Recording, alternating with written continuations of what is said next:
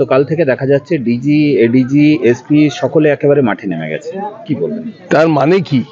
প্রশাসনে খামতি ছিল বলেই খোদ ডিজিকে নামতে হচ্ছে। আমি জানি না মাননীয়ার কাছ থেকে নতুন নির্দেশ কিছু এসেছিল কিনা যে শাহজাহানকে ধরতে হবে।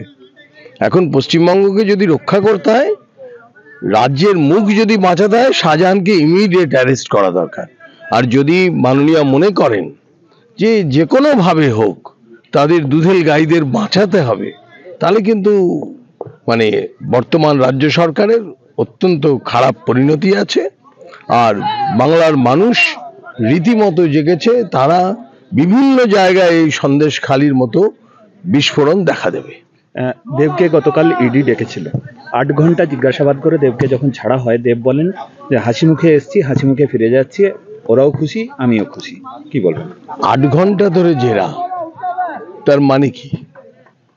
তার মানে নিশ্চয়ই ইডির কাছে সূত্র আছে কিছু, এবারে সেই সূত্রগুলো ক্রমশ প্রকাশ্য হবে।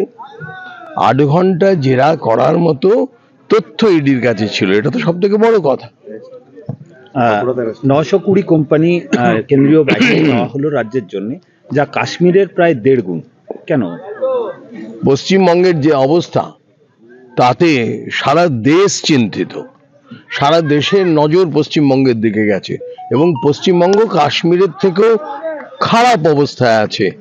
উত্তর 24 পরগনা, হাওড়া, মুর্শিদাবাদ, মালদহ দক্ষিণ, এইরকম বিভিন্ন জায়গায় ভয়ঙ্কর পরিস্থিতি, যেখানে রাজ্য সরকার তার বক্তব্য অনুযায়ী দুধেল গাইদের যে প্রশ্রয় দিয়েছেন, সেখানে প্রশাসনের কে বুড়ো আঙুল দেখিয়ে তারা বিভিন্ন অপরাধ করে বেড়াচ্ছে।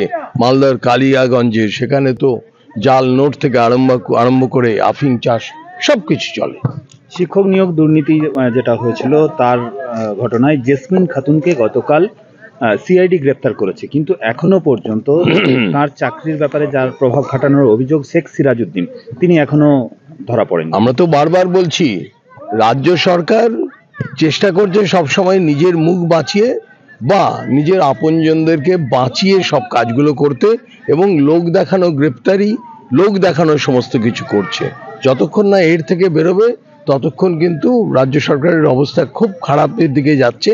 এবং পশ্চিমবাংলার মানুষ তারা কিন্তু খুব জাগ্রত। এবার সামনে দাঁড়িয়ে যেমন সন্দেশখালিতে কথা বলছে, তেমনি সব জায়গাতে মানুষ সামনে দাঁড়িয়ে এসে সত্যিকারের কথা প্রকাশ করবে। শেখ সিরাজউদ্দিন তার নিজের স্ত্রীকে চাকরি দিয়েছিলেন প্রভাব খাটিয়ে, এমন অভিযোগ। আমরা তো বারবার বলেছি যে তৃণমূল কখনো নিজের আত্মীয়কে চাকরি দিয়েছে অথবা চাকরি বিক্রি করেছে, এটা তো প্রমাণিত।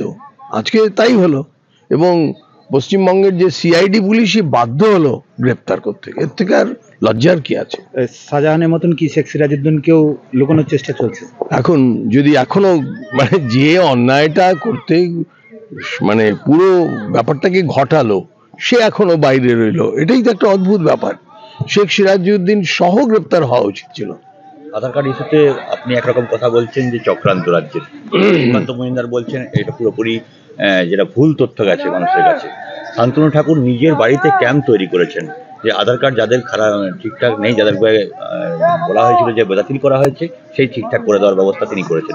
কেন এরকম 3 ধরনের কথাবার্তা? একদম 3 ধরনের কথা নেই, এই 3টি কথার মধ্যেই সামঞ্জস্য আছে। তৃণমূল দলের একটা চক্রান্তও আছে। কাজেই মানুষের সহযোগিতার জন্য শান্তনু ঠাকুর ক্যাম্প করেছে, ঠিকই করেছে।